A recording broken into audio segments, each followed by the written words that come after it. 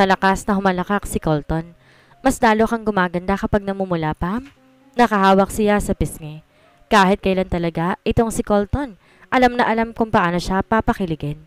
Habang kumakain sila, ay paanyang pangaasar ni Colton sa kanya. Asar na may halong landi. Naaminin niya na gustong gusto din naman niya.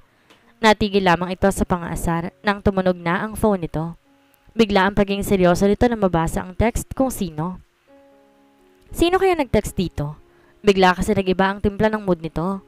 Bigla itong tumahimik at tila may malalim na iniisip. Inawakan niyang kamay nito at pinisil para iparamdam na nasa tabi lamang siya nito. Hindi man siya sigurado ay may palagay siya na yun ay sa negosyo nito. Napangiti siya nang maramdaman ang pagganti nito ng pisil sa kamay niya. Ngumiti rin to sa kanya. I'm glad that you are here beside me, Pam. Dati akala ko. Nababaliw na ako dahil pinipilit ko lang na buhay ka. Kaya hindi ako papayag na mawala ka sa buhay ko ulit.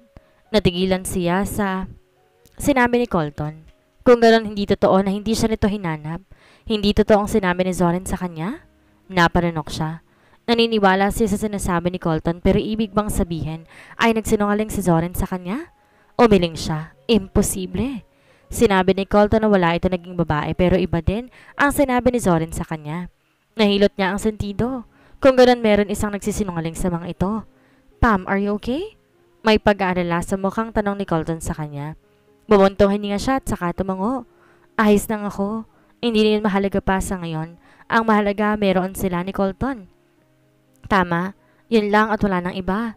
Pagkatapos silang kumain, naghugas siya ng pinagkainan nila habang si Colton nakayakap sa likuran niya. Napangiti na lang siya dahil para itong bata na umuungot sa kanya. Ako na dapat na naghugas, Pam. Ang bagal mo. Para tayo makakapag-sexy ka agad yan. Malakas sinikon niya si Colton sa tiyan kaya't napaaray ito. Puro ka sexy time. Manahimik ka na lang dyan, pwede ba? Ito naman, sungit-sungit. Natawa siya na mahina dahil kahit di niya nakikita ang mukha nito, alam niya na nakanguso ito ngayon.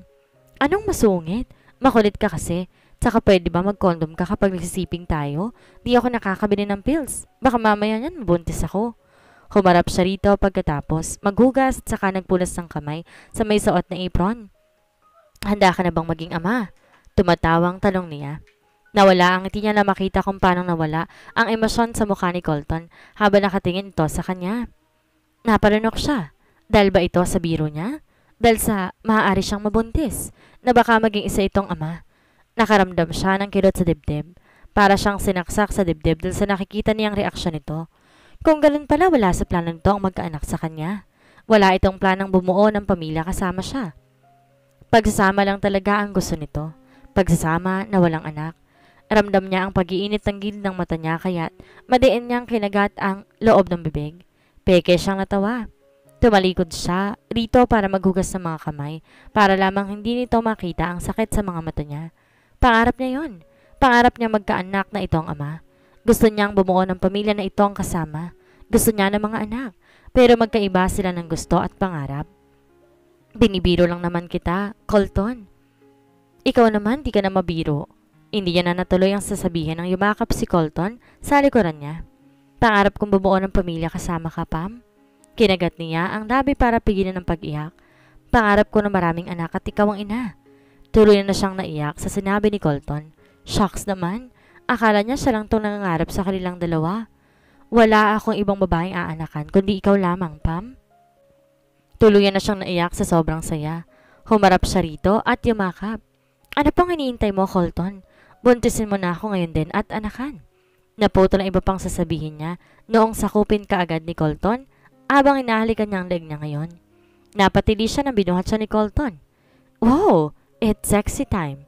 Malakas ang sigaw ni Colton kaya kumalat ang halakhak niya sa buong bahay dahil sa reaksyon nitong tuwang-tuwa.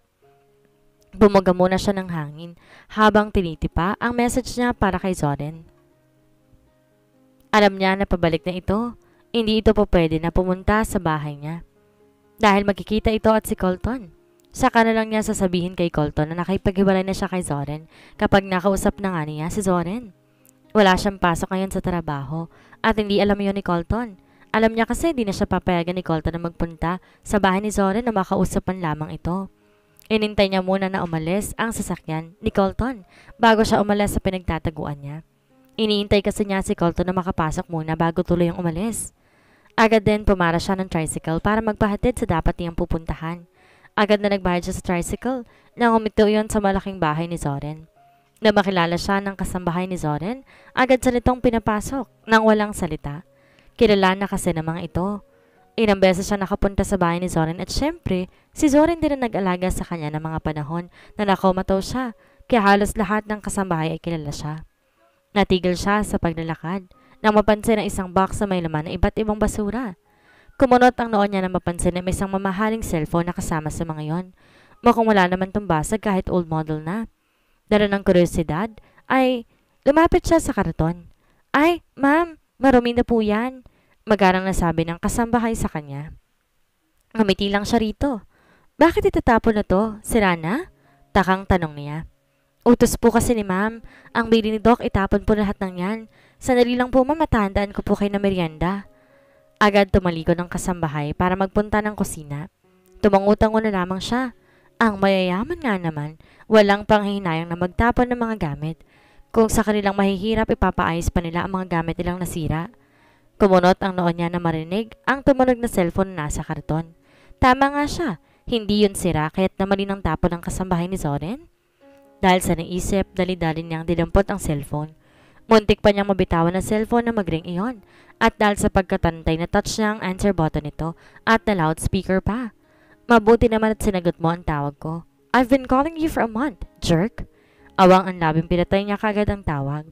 Hindi makapaniwalang tumingin siya sa hawak na cellphone. Hindi siya po pwedeng magkamali. Ang boses na kanyang narinig, boses na nag-iisang kapatid niya, boses ng ate Kyle niya. Mawiling siya. Imposible ang iniisip mo, Denise. Bakliin ang utak niya. Tama, imposible. Kung magkakilala nga ito, isigurado na babanggit na sa kanya yun ni Zoren. Baka kaboses lang ng kapatid niya ang babaeng tumawag. Lalo pa nangunot ang noon niya nang mapansin na siya ng wallpaper ng cellphone. Ngayon lamang niya napansin iyon. Sa pagkakatanda niya, suot niya ang pink na cocktail dress na ito noong una siya magpunta sa party kasama si Lucy. Paano nagkaroon ng picture niya si Zoren ng ganito? Halata na stolen shot ito base sa kuha. Nagsimulang kinain ng kaba ang dibdib niya. Dahil walang password ng cellphone, nagpunta siya sa messages. At gano'n na lang ang panlalaki ng mata niya na mabasa ang messages na nabasa niya. Aakala niya, wrong send text messages lamang sa kanya. Galing lahat sa isang tao, kay Zoren. Kung gano'n si Zoren ang palagi nagpapadala ng mga text messages sa kanya. Pati ang mga photos sa gallery, siya din ang may mga alam. At napakarami nun. Nanginginig ang kamay. Itinapon niya ang cellphone sa box. Di siya makapaniwala. Buong akala niya wrong send lang ang mga iyon at nagkamali lang mang tawag ang kusino. Yun pala si Zoren ang lahat ng iyon. Nanginginig naman ang tuhod niya sa natuklasan. Kung ganoon parang isang stalker si Zoren. Nanlaki ang mata niya nang bababa si Zoren mula sa hagdan. Nanginginig ang tuhod na umatras siya nang makita ito. Ang akala niya wala pa ito't parating pa lamang. Bakas ang galit sa mata ni Zoren habang nakatingin sa kanya. Pero agad gumiti ito at lumapit sa kanya. Dahil sa lalaman niya hindi maiwasan na makaramdam siya ng takot dito. Kaya mas lalo siyang umatras. Susunod na tayo mag-usap. Hindi niya natapos ang sasabihin nang mabilis sinaklit ni Zoren ang braso niya. Narito ka na, Denise. Bakit naman aalis ka agad? Nakangiti ang mukha ni Zoren na para bang napaka-inosente. Pero hindi na siya maluloko pa ng mga ngiting iyon. Ngayon naniniwala na siya ng mga sinasabi ni Colton. Kung may nagsisinungaling man, tiyak niya na si Zoren iyon. Siguro sinabi ni Zoren sa kanya na may ibang babae na si Colton dahil sa isang malinaw na dahilan. At iyon ang siraan si Colton sa kanya. Alam niya matagal na tong may gusto sa kanya pero hindi niya akalain na ganoon pala katindi ang pagkakagustong iyon. Nagawa nitong stalk siya ng ilang taon. Nanigas siya sa kinatatayuan nang yakapin siya na mahigpit ni Zoren. Ang buo niyang katawan naninigas sa sobrang takot, lalo na ng bulmong ito sa tenga niya. Miss na kita, Denise. Ngayon nakabalik na ako. Ito pa rin ba na ang pinangako mo sa akin? Siguro naman hindi mo na ako bibiguin. Kahit pagbuka ng labi, hindi niya nagawa dahil sa sobrang takot. Pakiramdam niya kasi may pagbabanta sa boses nito. Humiwalay ng yakap si Zoren sa kanya. Humaplos ang kamay nito sa balikat niya. Dahil off-shoulder ang suot niya, ilabas ang balat niya sa parting balikat. Nakawala ang ngiti ni Zoren at tumingin sa box kung nasa ng cellphone nito. Ang tanga talaga na matandang yon. Matagal ko nang pinapatapon sa kanyang cellphone na yan. Ngayon tuloy nalaman mo ng sikreto ko. Tumalem ang mga mata ni Zoren saka tumingin sa kanya. Denise, alam ko ang ginawa ng mga panahong wala na ako. Aatras sana siya ng hawakan ni Zoren ang telang suot niya sa parte ng dibdib at hinila iyon. Kaya halos mahubad ang suot niyang off-shoulder dress. Malakas na napatali siya sa takot ay narang ng pakros ang dalawang braso sa dibdib. Ibang-iba ang Zoren na kaharap niya ngayon. Para tong naging demonyo sa paningin niya. Aalis ka? Baka nakakalimutan mo, Denise. Ako ang tumulong sa'yo ng panahong wala ka ng masandalan. Hindi ko hinihingi ang tulong mo. Nginig ang boses na putol niya rito. Wala akong dapat pa rin, Zoren. Nandito ako ngayon para tapusin ang lahat sa atin. Ano sa tingin mo? Papayag ako? Putang ina, Denise. Nalaman mo lang na stalker mo kung hindi mo natutuparin ng mga pinangako mo? Bakit? Dahil baka nakipagbalikan ka sa gagong yon? Nanilisik ang mga mata nito habang nakatingin sa kanya. Gusto niyang tumakbo pero sa takot niya, para siyang ipinako sa kinatatayuan niya, habang nakahawak na ngayon sa balikat niya na madiin. At sigurado siyang magkakaroon niya ng pasa. Denise naman, nag-iisip ka ba? Lulukuhin ka lang ulit niya. Hindi ka niya kayang mahalin katulad ng kaya kong ibigay na pagmamahal sa iyo. Gusto niyang magtakip ng tenga dahil ayaw niyang marinig ang mga sinasabi niya. Alam niya na maaaring tama ito. Dahil hindi pa niya narinig mismo sa labi ni Colton na mahal nga siya nito. Ako kaya kitang mahalin. Ibibigay ko lahat sa'yo, Denise. May pagsamo na sa boses nito. Ngayon, nagyuko siya ng ulot saka umiyak na umiiling.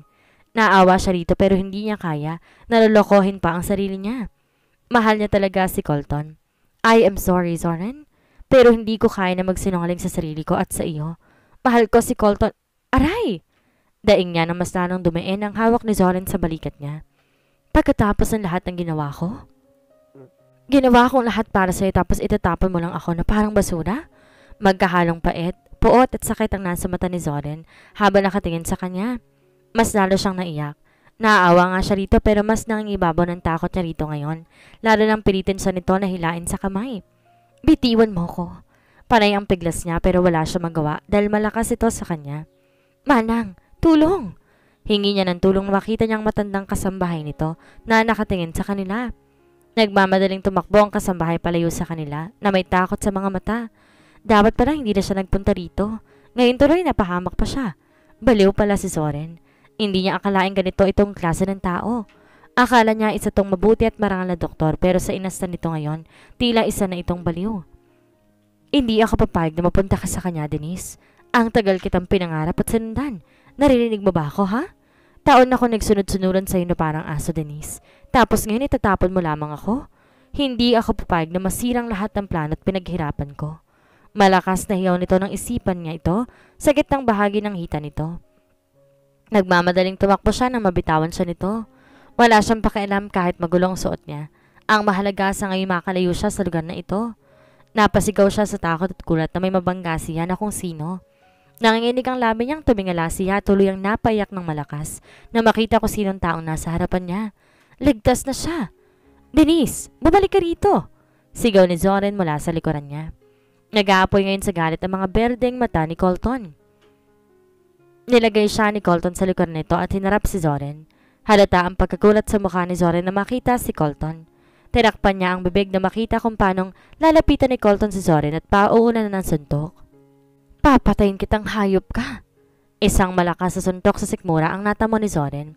Bago pa ito tuluyang bumagsak. Hindi siya umawat sa mga ito. Hanggang ngayon ramdam niya ang panginginig ng katawan niya dahil sa takot. Pinilit tumayo ni Zoren at kumante pero hindi ito binigyan ng pagkakataon ni Colton at mabilis pinagsisipa ito sa tiyan. Nakita niya kung paanong nabasa ng dugo si Zoren sa bibig. Sa takot niya na baka mapatay ito ni Colton, tumakbo siya palapit dito at saka niyakap ito mula sa likuran. Uwi na tayo, please. Umiiyak pang pakiusap niya. Ramdam niya ang panginginig ng katawan ni Colton sa sobrang galit. Hindi na to gumagalaw ngayon habang nakatayo at nasa paanan si Zoren na duguan. Humigpit ang yakap niya rito. Colton, please. Uwi na tayo. Pakiusap niya uli. Tumango si Colton at saka siya hinarap. Kita niya ang pagtuon ng mata nito sa balikat niya kung saan sigurado siya na may pasa. Isang malakas na sipa ang pinakawalan nito para kay Zoren na kinaungol ito sa sakit. Di na siya umangal pa nang buhatan siya ni Colton ng pa-bridal style. Sa di kalayuan, nakita niya na may 4 na lalaking nakatayo na para bang nakabantay. Maingat na pinasok siya ni Colton sa sakayan nito. Walang salitang pinaandar nito ang kotse. Ni hindi rin siya nito tinapunan ng tingin. Mas lalo siyang napaiyak. Ramdam niya galit din to sa kanya. Hindi niya ito masisisi. Hindi siya nagpaalam dito na makikipagkita siya kay Zoren. Ngayon tuloy muntik pa siyang mapahamak sa kamay nito. Gusto lang naman niyang matapos ang lahat sa pagitan nila ni Zoren nang maayos. Di naman niya alam na hantong sa gantong lahat. Paano na lang kaya kung hindi dumating si Colton? Baka mas malala pa ang nangyari sa kanya. Niyakap niya ang sarili ng malalang mukha ni Zoren. Tila isa itong demonyo. Demonyo na nagtatago sa matatamis itong mga ngiti. Hindi niya akalain na magagawa ni Zoren sa kanya ang ganito. Ang Zoren akala niya mabuting tao ay hindi pala. Baliw ito. Pagkarating sa bahay, binuhat siyang muli ni Colton. Binabasyo nito sa sofa bago nagpunta ng kusina. Pagbalik nito ay may dala na tong bimpo at yelo para sa mga pasa niya. Walang salitang lumalabas sa labi ni Colton. Nakatikom ang bibig nito at ramdam pa rin niya ang galit. Tumulo ang luha niya. I'm sorry. Humihikbing sambit niya. Naiintindihan niya kung bakit galit ito sa kanya. Kahit sino'y tiyak na magagalit sa ginawa niya. Hindi yan naman intensyon na maglihim. Pero hindi yan naman pa pwedeng patagalin pa ang sa kanila ni Zoren. Bawat dampi ng yelo sa balat niya ay siya namang paggagalawan ng panga ni Colton. Kung hindi niya ito pipigilan kanina, tiyak na napatay na nito si Zoren. Sorry talaga. Hindi ko naman ginusto na maglihim sa'yo eh. Pero ginawa mo pa rin, Pam. Malamig ang boses ni Colton. Sa lamig na'y nakaramdam siya ng takot. Paano kung sa galit ito, iwan siya? Pinagalitan niya ang sarili. Hindi ganong klase ng tao si Colton. Hindi niya gagawin yon. Alam ko may kasalanan ako pero gusto ko lang naman na tapusin ang lahat sa amin ni Zoren. Hindi ko sinabi sa'yo dahil baka hindi ka pumayag. Pam naman. Galit na tumayo si Colton. Bakit di ako papayag? Sasamahan pa kita dahil gustong gusto ko nang maalis na siya sa landas nating dalawa. Napahikbi siya. Ang hindi ko matanggap, bakit nagpunta ka na mag-isa? Gayong hindi ka nagsasabi. Marahas na napalinok si Colton at saglit na sumulyap sa balikat niya. Paano kung nahuli ako ng dating? Baka hindi lang yan ang nangyari sa'yo, tangina talaga. Napasabunot sa buhok si Colton. Galit at pag-aalala ang nasa mukha nito. Sorry. Umiiyak pang sambit niya. Alam ko galit ka sa akin. What? Putol ni Colton sa kanya. Bumuntong hininga at pumikito na ilang segundo bago tumingin sa mga mata niya. Kalmado ng mukha ni Colton ngayon, hindi tulad kanina. Hindi ako galit sa'yo, Pam. Niyakap siya ni Colton na mahigpit. Ramdam niya nagsisimula na namang manginig ang katawan nito, pero hindi niya alam kung bakit. Sa galit ba? Sobra ako nag-alala sa'yo. Akala ko mawawala ka na naman sa akin.